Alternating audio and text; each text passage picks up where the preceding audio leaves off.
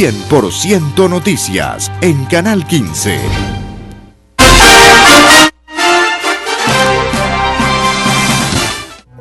En AmCham llevamos 38 años fomentando el comercio y la inversión entre Estados Unidos y Nicaragua.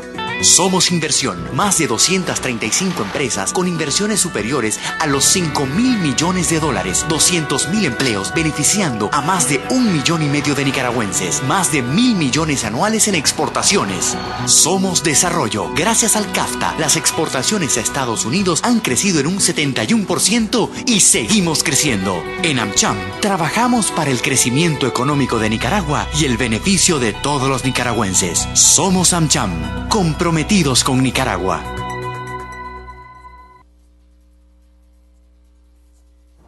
Amigos televidentes, gracias por acompañarnos en AmCham TV, el programa de la Cámara de Comercio Americana de Nicaragua. Esta semana que recién concluye, en la víspera de Semana Santa, la Cámara de Comercio Americana de Nicaragua promovió una conferencia que brindó el señor presidente del Banco Central, señor Alberto Guevara Obregón, en donde mostró la visión económica desde la perspectiva de gobierno. Hizo un análisis de lo que fue desde el punto de vista macroeconómico, abordando temas como inflación, como cooperación, como inversión extranjera directa y otros temas que inciden en la conducción macroeconómica de nuestro país ante una variedad de representantes del sector privado, representantes del FMI, representantes del BID, embajadores, representantes de la Asociación de Bancos Privados de Nicaragua, etcétera, en un franco diálogo donde se tuvo la oportunidad de conocer la visión del gobierno y sus perspectivas para el año 2012, proyectándose crecimientos económicos que esperamos se haga una realidad y que también en el aspecto institucional se avance, que tanto lo necesita nuestro país. Y esta semana que también recién concluye, la Fundación Nicaragüense para el Desarrollo Económico y Social, FUNIDES, presentó un trabajo elaborado por el doctor José Luis Medal, denominado Hacia un presupuesto público para promover el desarrollo de Nicaragua. En esta obra, en este trabajo hecho por el especialista, el economista doctor José Luis Medal, quien es nuestro invitado de hoy, se presentan la visión profesional y técnica de lo que debe ser recomendaciones en aspectos de ingresos públicos y egresos públicos para la utilización de los recursos en la lucha contra la pobreza y en el mejor aprovechamiento de los mismos para el desarrollo de nuestro país. Le damos la bienvenida al doctor Medal, que siempre es un honor tenerlo en AmCham. Muchas gracias por la invitación. El objeto del estudio, doctor, encomendado por FUNIDES y que presentó usted esta semana, y que incluso estábamos comentando de que pueden nuestros televidentes o cualquier persona acceder a la página web de FUNIDES, que es www.funides.org.ni, pienso, vamos a corroborar, www.funides.com, donde pueden acceder a esta valiosa información, al análisis técnico y profesional que el doctor Medal ha presentado en FUNIDES y que hoy, en un resumen, compartirá con nosotros, entre otros temas. Bueno, muchas gracias por la invitación. El objeto del estudio fundamentalmente es analizar el presupuesto público, tanto en el aspecto de los ingresos como en el aspecto del gasto. No hay documento más importante para la ciudadanía que el aspecto de los impuestos, del ingreso público y cómo se orienta el gasto. Los principales hallazgos, obviamente, que tenemos, como se ha señalado, un sistema tributario que no es el más adecuado, es un sistema tributario regresivo, por un lado, con numerosas exenciones y exoneraciones, y también lo que se sugiere es avanzar a un sistema tributario de base amplia y tasas impositivas bajas. Por el lado del gasto se señala de que no hay una adecuada focalización del gasto público. Por ejemplo, no hay suficientes inversiones destinadas a la educación primaria, técnica y vocacional que es la que favorece a los más pobres, y que debido a la poca asignación de recursos no se van a alcanzar varias de las metas del milenio, por ejemplo en desnutrición crónica, por ejemplo en suministro de agua y saneamiento. En este sentido, el presupuesto público es como el presupuesto de una familia. Está sujeta a una restricción, a un techo presupuestario, y lo que debe hacer una familia cuando tiene un presupuesto limitado es, primero, buscar cómo aumentar los ingresos, ¿verdad? Y segundo, cómo focalizar y orientar el gasto hacia el mayor bienestar de la familia. Lo mismo el presupuesto de la nación. En este sentido, en el lado de los ingresos hay una serie de aspectos que es necesario modificar. Yo sugiero incluso un pacto fiscal integral que sea por consenso, que es factible, no es tan complicado, lo han hecho otros países, en el cual lleguemos a un presupuesto que sea un instrumento que contribuya de mejor manera al desarrollo económico y social de la nación. Permíteme interrumpirlo.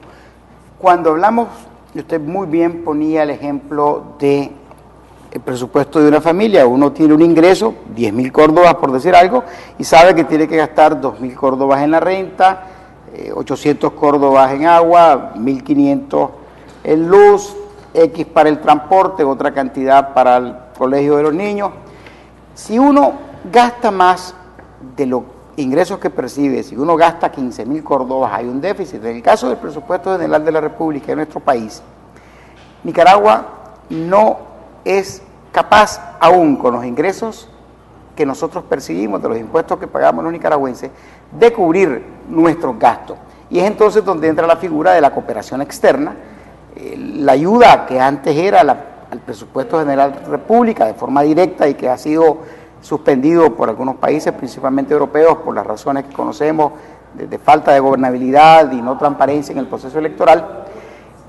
¿Cómo se está cubriendo esa brecha que tenemos nosotros entre lo que producimos para poder cubrir nuestros gastos y el déficit presupuestario? Bueno, tenemos un déficit presupuestario y por aquí es lamentable señalar lo siguiente.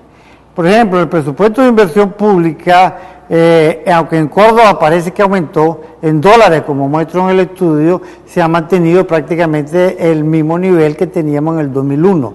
La inversión pública en relación al PIB ha bajado, ahora apenas es como el 5.2% del Producto Interno Bruto. Por otro lado, ha habido un financiamiento, sin embargo, sobre todo de organismos multilaterales como el BID del Banco Mundial, al presupuesto de la República, pero como señalá, se ha retirado cooperación. Por otro lado, menciono también en el estudio, primero, que hay un presupuesto paralelo, que es una realidad, que es el presupuesto de la cooperación venezolana, que se maneja de manera extrapresupuestaria. Y es tan importante que el Fondo Monetario estima que alcanza el 8% del Producto Interno Bruto, incluyendo lo que está depositado en los bancos. Estamos hablando de sumas sustanciales que en realidad lo que es el componente de donación debería de incorporarse en el presupuesto. ¿Cuál es una estrategia sana? Inclusive, además se está violando una famosa regla de oro de la finanza pública y privada. No hay que endeudarse para financiar gastos corrientes, tanto una familia como el Estado. Y por ejemplo, en el caso, digamos, de la famosa tarifa de la energía eléctrica, en este caso hay una ley reciente que autorizó al Instituto Nicaragüense de Energía y al Ministerio de Minas a adquirir deuda para subsidiar la tarifa de energía eléctrica. Desde un punto de vista financiero, no es sano. Si te vas a endeudar, hacerlo para comprar una casa, para financiar gastos de inversión. Es lo que le llaman la regla de oro de la finanza. En ese sentido, yo creo que está cometiendo un error en endeudarse para financiar la tarifa de energía eléctrica, que no digo que no deba ser subsidiado a los sectores de menores ingresos, pero vía el componente de donación de la cooperación venezolana. Por otro lado, este país no ha desarrollado una estrategia de disminuir la dependencia de la cooperación internacional, que se creó en los 80 y todavía persiste hasta la fecha. ¿Cómo podemos disminuir esa dependencia? Primero, obviamente necesitaríamos recaudar más tributos para depender menos de la ayuda externa, pero yo no estoy recomendando en estos momentos, ni mucho menos, una reforma tributaria recaudatoria, sino lo que cabe es ordenar la finanza pública. Y el primer paso para ordenar la finanza pública es, primero, introducir el componente de donación de la cooperación venezolana en el presupuesto de la República. Pero, perdona que lo interrumpa, eso significaría automáticamente que se reconocería como deuda pública, y los actores de Albaniza han dicho, los sectores del gobierno han dicho que es una deuda privada. Hay una confusión, no hay claridad. O sea, si se incorpora al presupuesto, se convierte en deuda pública que tendremos que pagar nosotros y que está beneficiando a un sector que todos conocemos. No, en ningún momento estoy sugiriendo. Primero, desde un punto de vista estrictamente jurídico, si la Asamblea Nacional no ha aprobado todos los financiamientos que han venido de la cooperación venezolana, no son deuda pública ni se pueden convertir en deuda pública. Eso dice la Constitución. Eso dice nuestra legislación interna. Sí. Luego, en derecho internacional privado, una cooperación que se origina de Estado a Estado, ahí hay una serie de incógnitas que habría que discutirse en el derecho internacional. Sí. Pero Nicaragua no puede reconocer como deuda pública lo que se ha entregado como de carácter privado. Sí. Pero sin embargo estamos hablando del futuro. La ley reciente que aprobó la Asamblea Nacional autorizó al Instituto Nicaragüense de Energía y al Ministerio de Minas a adquirir deudas. Y en este sentido, según el artículo 2 de la Ley General de Deuda Pública, Ley 477, cualquier institución del Estado que quiera deuda es deuda pública. Sí. Por ejemplo, Albaniza financió, en el caso de la Alcaldía de Managua, una cantidad significativa de recursos. La Alcaldía de Managua es una entidad pública. Desde el punto de vista jurídico, es una deuda pública. En ese sentido, se está cometiendo el error en los casos que he mencionado de adquirir deuda pública para financiar gastos corrientes. Obviamente que no debemos ni podemos reconocer. Yo lo que sugiero es que se incorpore el componente de donación de la cooperación venezolana dentro del presupuesto. Ahora, los préstamos de la cooperación venezolana tienen un carácter concesional, ¿verdad? Son positivos, nadie está diciendo que no. Pero hay dos presupuestos en Nicaragua. Un presupuesto oficial, el presupuesto general de la República, y un presupuesto paralelo. Lo lógico es que un país utilice los recursos de la manera que se traduzcan en la mayor rentabilidad económica y social. Y fíjate una cosa que te quiero mencionar. La deuda pública externa de Nicaragua ya asciende al 75% del Producto Interno Bruto. Ha crecido en los últimos 5 años. Sí. Si agregar la deuda privada con Venezuela, que anda por el 22%, nuestros niveles de deuda pública y privada están creciendo. En ese sentido, aunque tenga clasificada como deuda privada lo que ha canalizado Albaniza, el hecho que, si vos ves tu factura de energía eléctrica, ahí dice financiamiento Albaniza. Para el que paga su factura de energía eléctrica y para los que en el futuro van a tener que pagar esa deuda, les es indiferente que la llame pública o que la llame privada. Claro. El hecho es que es una deuda del país. Y en este sentido yo creo que la cooperación debe utilizarse, canalizarla para inversión productiva, debe canalizarse para que eleve nuestra capacidad de producción y no crearnos mayor endeudamiento. Claro, que ha sido lo que sucedió en los 80, ayer lo decía el presidente del Banco Central, pues que el endeudamiento catastrófico llevó a nuestro país a niveles hiperinflacionarios que no quisiéramos recordar. Otro de los elementos de su estudio, del estudio que preparó usted para FUNIDIE, comenta sobre la necesidad de ir progresivamente incorporando a sectores que por lo general tienen el régimen de cuota fija en el pago de los impuestos, a un progresivo recaudación, es decir, la ampliación de la base tributaria, incorporando a estos sectores que tienen cuotas fijas. Uno a veces va a algunos lugares, restaurantes, principalmente de bienes y servicios, y se encuentra que hay una cuota fija, pues, y pagan 400 córdobas o 1000 córdobas como recaudación y no se pagan los impuestos. O si no, en el poderosísimo mercado oriental donde todo se compra en base al régimen de cuota fija, una cantidad inmensa de plata que el Estado deja de percibir por no haber regularizado estos comercios. Bueno, obviamente que yo sugiero fundamentalmente lo siguiente. Aquí para las empresas del sector formal existe una tasa, como sabemos, del 30% sobre las utilidades que es uniforme o flat. En teoría, Las pequeñas y microempresas, que son muy pequeñas, están en el sistema de cuota fija, pero como señalás, ahí se esconde una serie de empresas grandes que deberían de entrar dentro del sistema formal. Pero por un lado, considero que no es adecuado para un pequeño y mediano empresario, que realmente es pequeño, pasarlo de repente del sistema de cuota fija a pagar el 30%. Yo lo llamo eso como una especie de salto mortal al vacío. Entonces sugiero que para pequeñas empresas y medianas empresas, podríamos decir hasta qué límite definir eso, pague una tasa del 15%, menor que la que pagan las empresas de mayores dimensiones. Incluso la propuesta va orientada a un sistema impositivo de tasas impositivas bajas y base tributaria amplia, y eso lo sugieren incluso organismos internacionales. Yo propongo que incluso la tasa del 30% que se aplica a las empresas se va al 25%. ¿Eso es posible? Es posible siempre y cuando se desmantele el amplio sistema de exoneraciones, exenciones y tratamientos fiscales especiales, que según un estudio reciente de Cardosa publicado por el Ministerio de Hacienda, llegan a representar el 9% del Producto Interno Bruto. Y en este tema tan delicado, pues, que es susceptible de las exenciones y exoneraciones, hay ganadores y hay perdedores.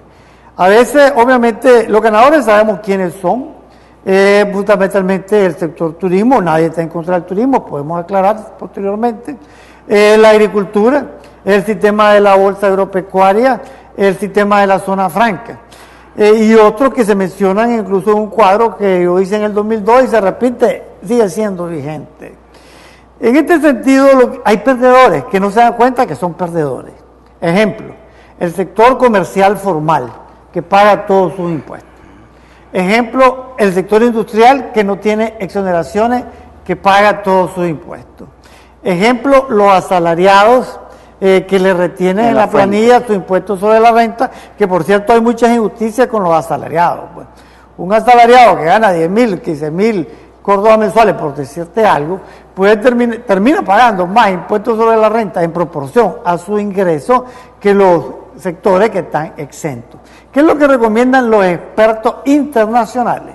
Los expertos internacionales recomiendan un sistema tributario neutral y general, con una base tributaria amplia y con una tasa baja. Obviamente que se escuchan argumentos de quienes son favorecidos y ¿qué es lo que ha impedido que bajemos incluso las tasas impositivas? En impuestos, lo que no paga Pedro, lo termina pagando Juan.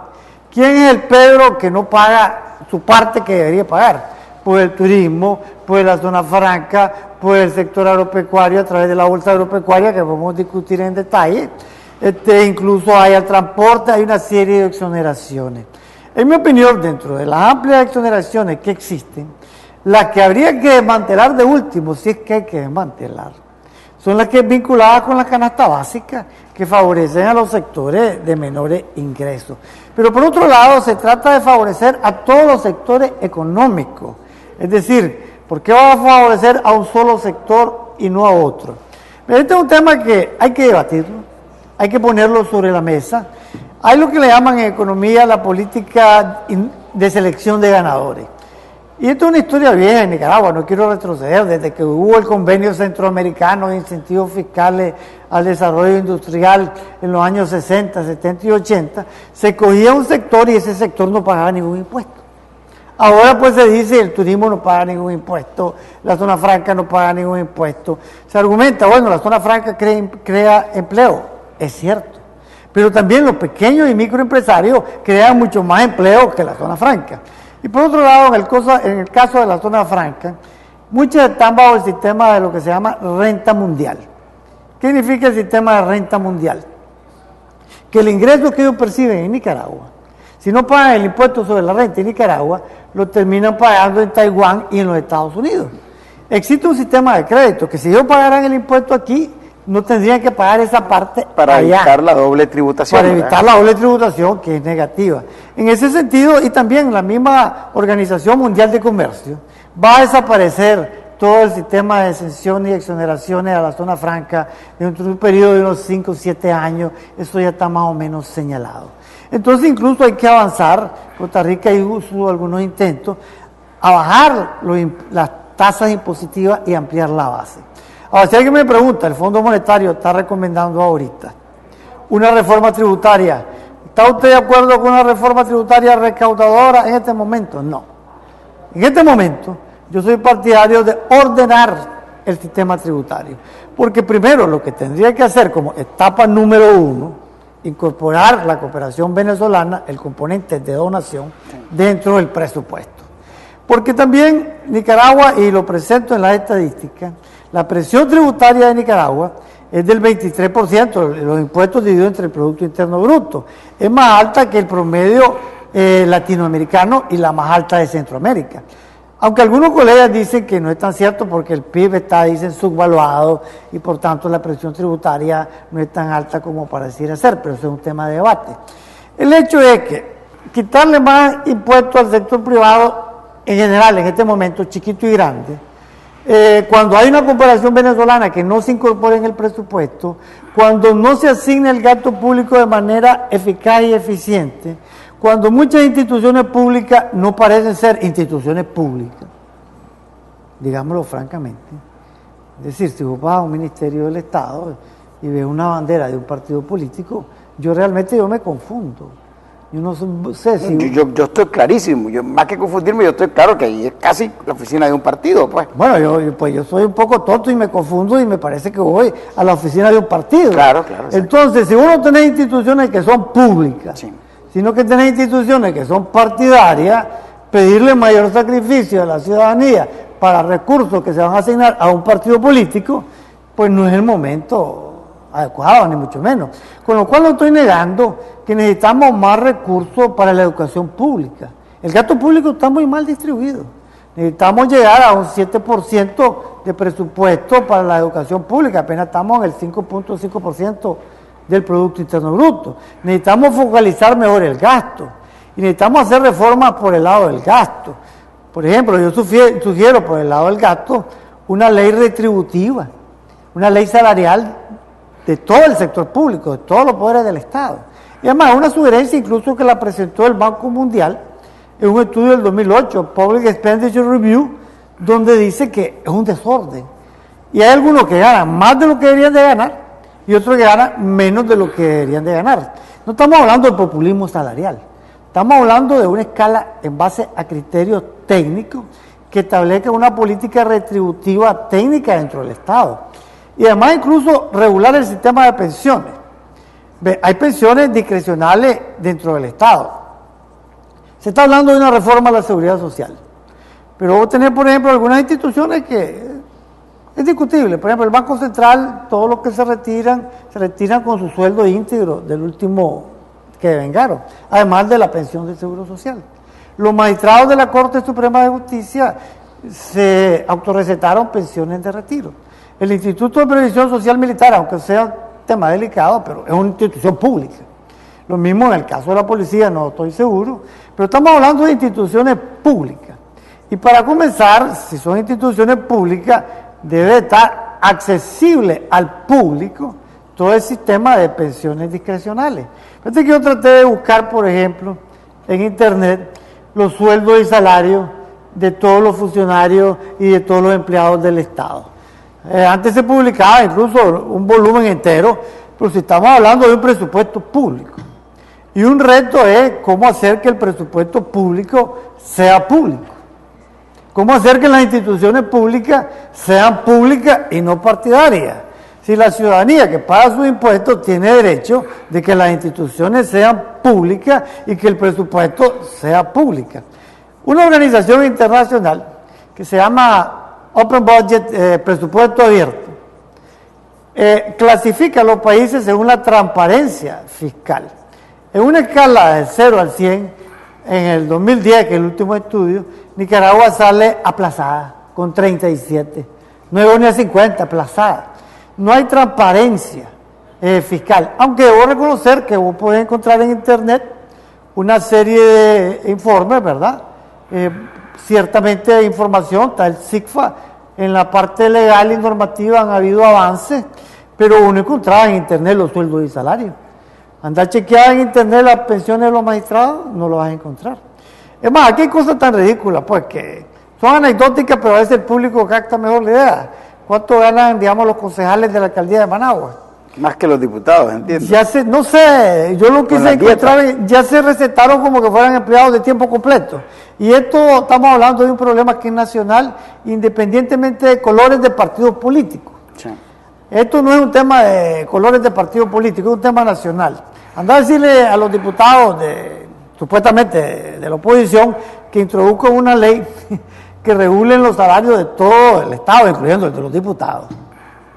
Pues obviamente, te quiero señalar lo siguiente.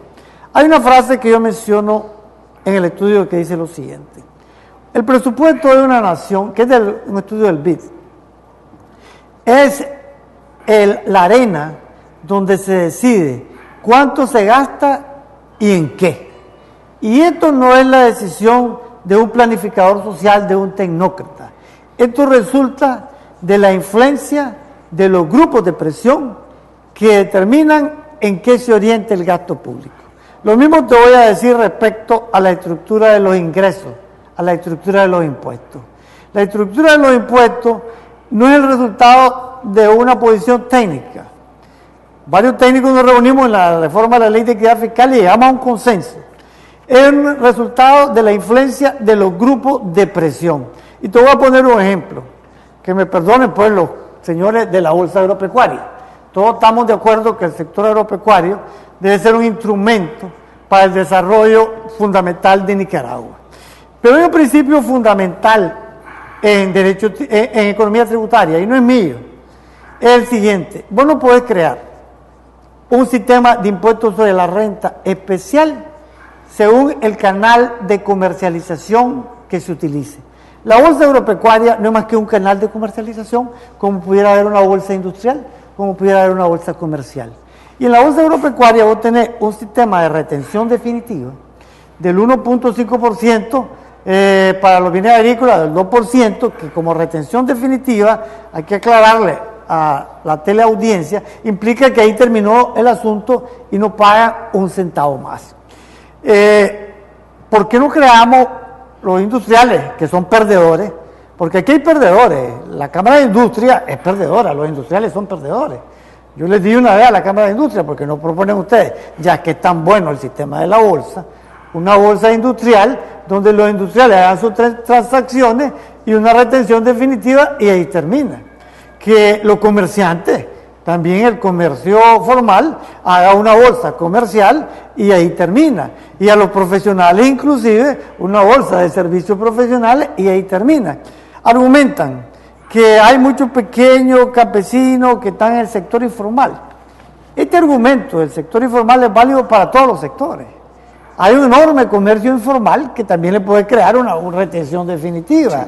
En el caso, no voy a entrar en detalles, pero yo no objeto que en el caso de pequeña producción campesina, vos pongas una retención definitiva de 1%, pero no me digas que va a poner 60 millones de Córdoba, ¿verdad? Como eso es absurdo. Hay una larga historia de las retenciones, que no voy a entrar en esos detalles, pero hay un sistema tributario inequitativo.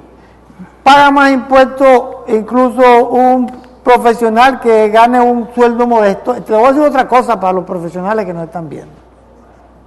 Un profesional que saca, digamos, $2,000, que ya son los que ganan bien, o $3,000 o $4,000 mensuales, o $1,500 mensuales.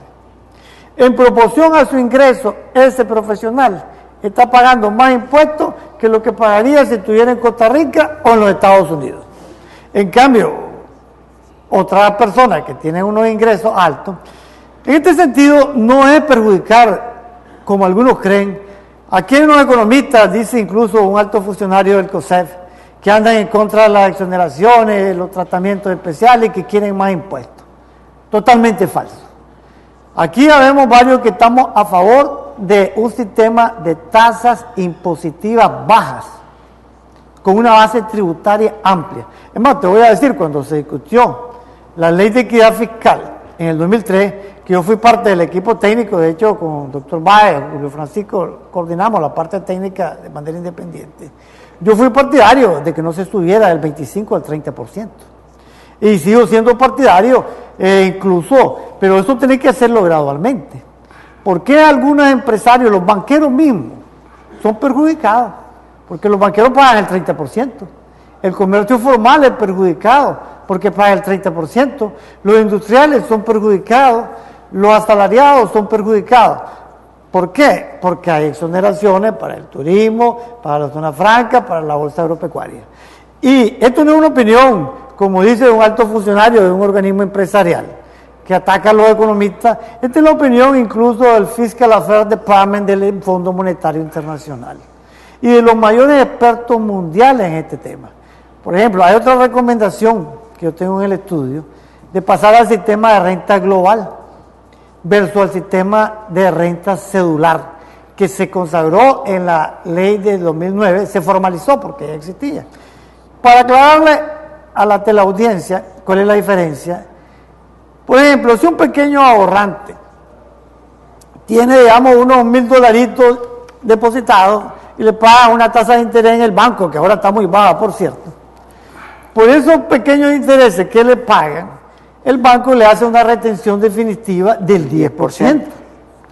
Eso, y lo mismo si alguien tiene $2 millones, $10 millones, y a esos intereses son mayores, también le hace una tasa, una retención definitiva del 10%. En un sistema de renta global, este pequeño ahorrante, al hacer su declaración, no pagaría, no le tendrían que quitar de sus pequeños intereses el 10%. Al que ya tiene $5 millones depositados, al declarar su impuesto sobre la renta, sí tendría que pagar. Esto no lo digo yo, lo dice el ICEF, el Instituto Centroamericano de Estudios Fiscales, lo dice Gómez Sabaine, lo dice la CEPAL, lo dicen los mayores expertos mundiales. Es más, el sistema de renta global es el que tienen los Estados Unidos. Además que el de ellos es mundial, no solo global, pero ese es otro tema. Lo tienen los europeos. Es el sistema que más te corresponde con la equidad fiscal. Un sistema tributario tiene que ser equitativo. Equitativo no quiere decir populista. Se habla de lo que es la equidad horizontal y la equidad vertical. ¿Qué es la equidad horizontal? Que al mismo nivel de ingreso se pague el mismo impuesto. Que los que ganan 100,000, todos los que ganan 100,000 paguen en proporción a ese ingreso lo mismo. ¿Qué es la equidad vertical? Que el que gana más pague más. Este es un tema que está en debate en muchos lados. Fíjate que el millonario, perdón. Por favor, íbamos a ir a un corte comercial para seguir conversando con nuestro invitado especial, el doctor José Luis Medinal, sobre ingresos, gastos, presupuesto de la República, transparencia, en función de la presentación del informe que le encomendó FUNIDES y que esta semana fue puesto ante la opinión pública nacional e internacional y que estará disponible, o que está disponible en la página web de FUNIDES, donde invitamos a que lo revisen y lo estudien. Regresamos después de este cambio comercial.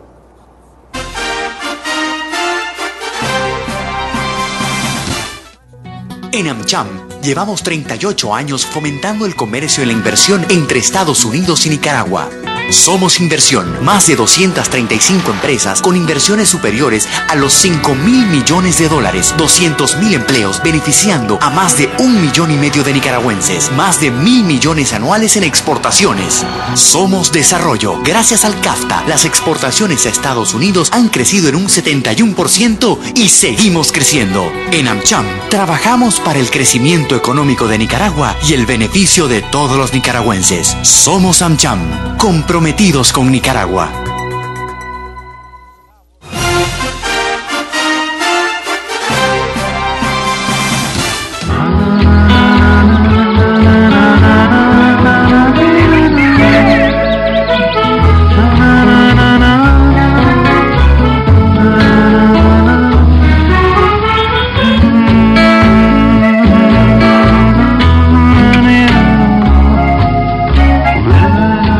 Gracias a ustedes, hace más de 70 años, somos el helado de mayor preferencia.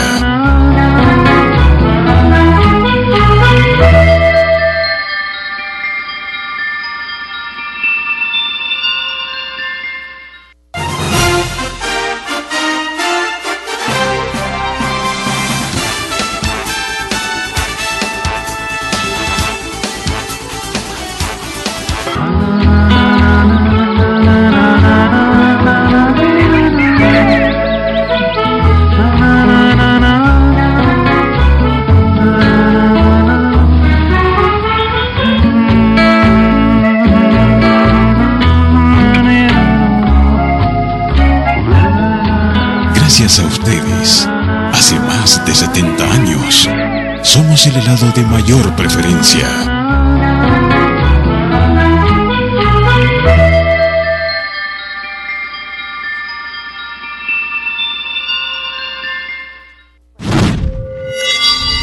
En la oficina y en cualquier parte del mundo, sintonice la señal en vivo de 100% Noticias en Internet. www.canal15.com.ni.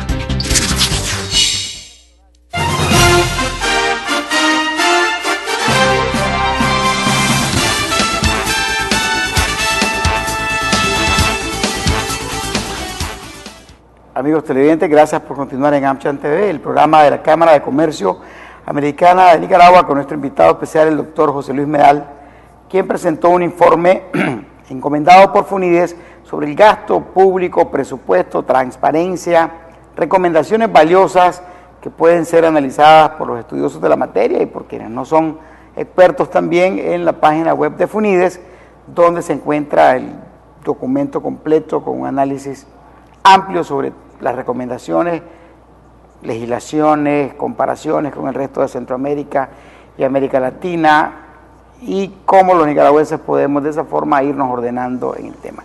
Conversábamos sobre el gasto público y en el cambio comercial hacía referencia a algo que indica en su informe el doctor Medal, que es 6% constitucional para las universidades, 4% constitucional para la Corte Suprema de Justicia, que los padres de la patria en X o Y circunstancia aprobaron. El 6% siempre se cuestiona su forma de utilización, la misma rendición de cuentas cuestionada, y el 4% para el Poder Judicial.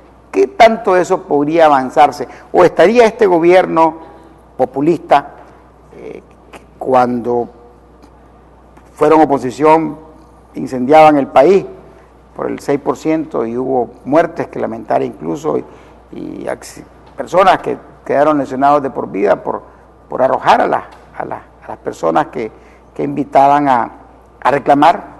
Y ojalá fuera bien utilizado, pues, pero vemos la educación pública en nuestro país como para el ingreso a las universidades que reciben este impuesto que pagamos todos aquellos que somos asalariados y todos aquellos que tienen un negocio y un comercio. 3-4% apenas aprueban un examen de matemáticas. O sea, ¿se está invirtiendo bien ese 6% de las universidades? Bueno, obviamente que este es un tema controversial, naturalmente, pero debe analizarse. Definitivamente que debería ser la obligación del Consejo Nacional de Universidades presentar un estudio público de cuál es la rentabilidad económica y social de lo que se está invirtiendo en los recursos que se le asignan a las universidades. Y yo por el momento no conozco ningún estudio de esa naturaleza. Y se sabe que se están, digamos, perjudicando a la juventud, porque se está dándole estudios universitarios en ciertas carreras como Derecho, como Administración de Empresas, donde luego los jóvenes se frustran porque no encuentran trabajo. Pero ojalá solo Derecho de Administración de Empresas, Relaciones Internacionales. Hay 50 universidades en nuestro país y todas en Ocotal, en Chinandega, en cualquier ciudad, en Rivas, donde un muchacho estudia Relaciones Internacionales y ¿dónde va a ir a trabajar este joven? Pues entrar al servicio exterior, aquí tiene que tener un carnet de militante político de determinado sector ideológico. O sea, ¿dónde se va a ir estos profesionales que salen egresados de Relaciones Internacionales o de Comercio Exterior? Pues tiene toda la razón, como que fuéramos un país como China o como los Estados Unidos, que vamos a necesitar 10.000 diplomáticos. En ese sentido, los profesionales que están saliendo de las universidades no se corresponde con las demandas que tiene la economía, y eso es una mala inversión y además una frustración para los propios jóvenes que se están. En este sentido, incluso lo que se sugiere además es orientar más recursos a la educación técnica, primaria y vocacional, que es la que favorece a los más pobres. En unos estudios se señala inclusive que el gasto en universidades no es pro pobre. Debe haber una reforma profunda. Incluso a los sectores de menores recursos deben de dárseles becas que ellos mismos escojan a la universidad donde van a ir y carreras que correspondan a las demandas del mercado. Pero hay que decirlo, tanto en la estructura del ingreso hay grupos de interés, como en la estructura del gasto hay grupos de interés. En el Consejo Nacional de Universidades es un grupo de interés que realmente utiliza recursos públicos cuya rentabilidad económica y social es muy discutible. Sí. En ese sentido, debe tocarse este tema para que tengamos una educación. Se está perdiendo, como señala el colega Acevedo, el bono demográfico. Necesitamos inversiones en educación primaria de calidad, que no existe, en educación técnica de calidad, que no existe, y obviamente eso no se está haciendo. El presupuesto en educación pública llega apenas al 5.5% del PIB. Hay que mejor focalizar el gasto. En ese sentido es necesario hacer reformas de fondo, hay que tocar el tema. Yo digo lo siguiente, los pobres niños de educación primaria y técnica no pueden andar tirando morterazos en la calle, entonces no tienen al parecer suficiente capacidad de grupo de presión para que se canalicen a escuelas primarias de calidad. Hay mucho por hacer en la focalización del gasto público.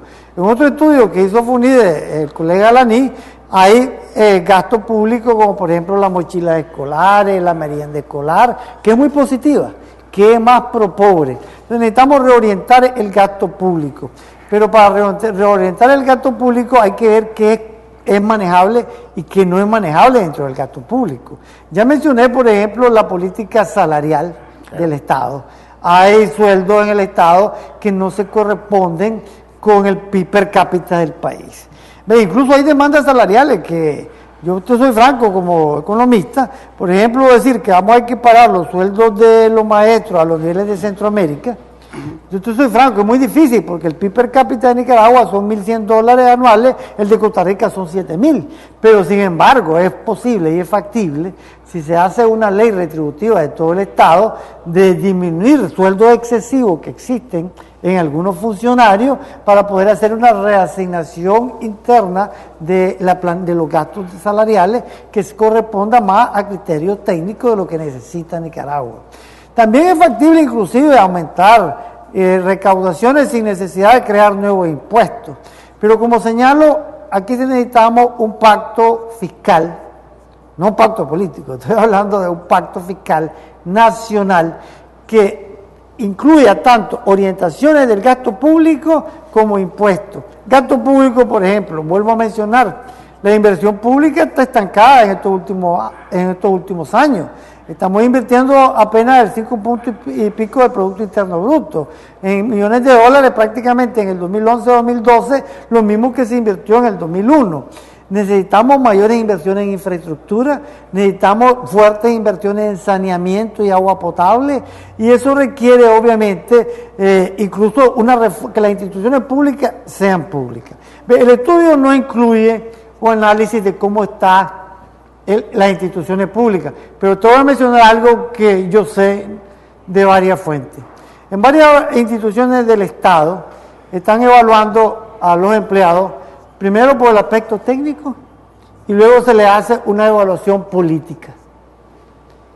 ¿Qué sentido tiene eso? Es decir, no se puede estimar qué cantidad de empleados dentro del Estado están dedicados a actividades partidarias. Pero la ciudadanía está pagando sus impuestos no para que personas, por favor, se dediquen a actividades de tipo partidario. En Nicaragua hemos perdido un poco la capacidad ética hasta de indignación. El ciudadano común y corriente ve normal que va a un ministerio público y ve la bandera de un partido político. Pues también pasa en la presidencia, pues el presidente de la República que atiende desde su casa y no desde la casa de los pueblos, que decían que iba a ser un CDI y no sé qué cosa. O sea, que el gasto está, pues, porque el presupuesto de la Presidencia de la República hay una inversión, gastos que se pagan en ese edificio que fue hecho para ser la sede de la Casa Presidencial. El presidente atiende desde su casa con la bandera de su partido. Es decir, y recibe a embajadores y ahí presenta credenciales el embajador de Estados Unidos como el embajador de Rusia. Eso no pasa ni en el Kremlin. O sea, el presidente Medvedev o el presidente Ahmadinejad en Irán o el presidente Obama pues recibe con la bandera de su país. Pues aquí, como usted muy bien dice, la indignación se ha perdido hasta la capacidad de ejercerla, porque aquí vemos ya natural y todos lo permitimos, ¿no? No, ahí tiene toda la razón, y lo que ya tenemos algunos añitos encima, nuestra única obligación es decirle a la juventud, a las futuras generaciones, que para que Nicaragua alcance un desarrollo sostenible, implica sostenibilidad económica, sostenibilidad presupuestaria, sostenibilidad social y sostenibilidad institucional. Los jóvenes deben de pensar qué es lo que les conviene a ellos dentro de 20 años. Claro. La mayor parte de la dirigencia actual política pasa de los 60 años, pues, sin ofender a lo que ya tenemos algunos años. En ese sentido, los jóvenes deben de pensar en su futuro de aquí a 10, a 20, a 30 años, y tienen que tener claro que la calidad institucional es importante, que el presupuesto público debe ser público, que las instituciones públicas deben de ser públicas. Yo creo que solo tal vez en algún país africano de los más atrasados, el partido político que tenga el poder va a poner la bandera del partido político en la presidencia de la República y en los ministerios del Estado. Pues eso es una cosa que, sin embargo, hay que señalar las responsabilidades. Si, por ejemplo, si altos directivos, perdóname, del sector privado, van a una reunión con el presidente de la República y sienten normal sentarse muy cómodamente con una bandera partidaria, pues están participando dentro de ese proceso. Pero ¿qué se hace, doctor? O sea, si el señor nos recibe ahí, y solo que le digamos pues que nos haga el favor, pero bueno, yo creo que se hace. Pues también nadie se lo dice y por eso él cree que es normal. Yo creo que lo primero es decirlo constructivamente. Decirlo constructivamente. Porque él es el presidente, las elecciones nunca se sabrán los números, pero se ha aceptado como presidente, y querramos o no, es presidente de todos los nicaragüenses, no solo presidente de los que votaron por él, o de los que votaron por él y que no votaron por él, pero que nunca se sabrá. Bueno, yo no quiero hablar de temas políticos de la Constitucional. El artículo que prohíbe la reelección sigue vigente. ¿Ya? Y, en fin, hay un artículo que ningún funcionario puede hacer más que lo que le faculta la ley. Sí. Y la Corte Suprema de Justicia no está facultada para reformar la Constitución. Hay un proceso que establece la misma, pero no entremos en ese tema. Volvamos a pensar en la recta final sus comentarios sobre temas presupuestarios. Yo toco otros temas también de carácter macrofiscal que son importantes. Por ejemplo, la política fiscal en Nicaragua ha sido procíclica. Para darte un ejemplo, en el 2009, que la tasa de crecimiento del Producto Interno Bruto fue negativa, menos 1.5%, los ingresos fiscales cayeron, se hizo una reforma fiscal recaudatoria e incluso se trató de bajar el gasto público. Una política fiscal anticíclica es que si vos estás en una recesión, vos aumentás más bien el gasto público y bajar los impuestos, como hicieron en los Estados Unidos. Yo señalo que Nicaragua tiene poco margen para políticas fiscales anticíclicas y sugiero una política fiscal neutral a lo largo del ciclo y el uso de lo que se llama técnicamente balance fiscal estructural, que no hay mucho tiempo de aclararle al público, y lo mismo reglas macrofiscales, que puede ser una ley de responsabilidad fiscal, de disminuir gradualmente la relación deuda pública total al 40%.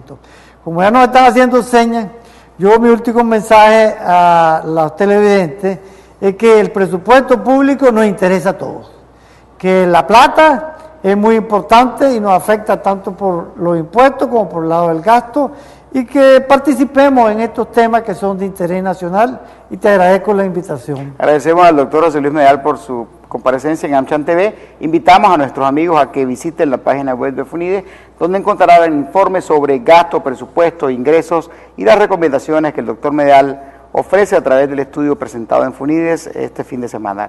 Les agradecemos su participación, les deseamos un feliz fin de semana a aquellos que van a disfrutar la Semana Santa, que lo hagan con responsabilidad, a aquellos otros que van a encontrarse espiritualmente con los valores que la mayoría de los nicaragüenses profesamos con nuestra Iglesia Católica. También les deseamos que lo hagan de la mejor forma posible y los esperamos en la próxima edición de AmCham TV el próximo fin de semana.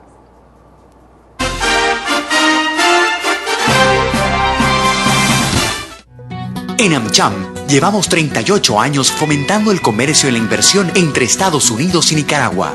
Somos Inversión, más de 235 empresas con inversiones superiores a los 5.000 millones de dólares, 200.000 empleos beneficiando a más de 1,5 millones de nicaragüenses, más de 1.000 millones anuales en exportaciones.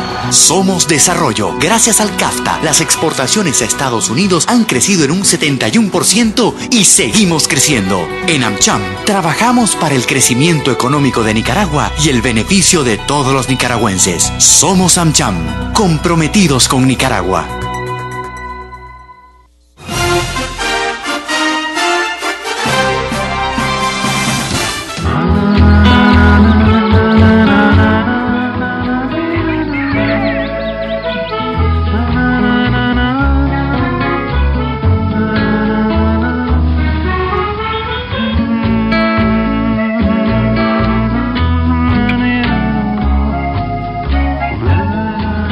Gracias a ustedes, hace más de 70 años, somos el helado de mayor preferencia.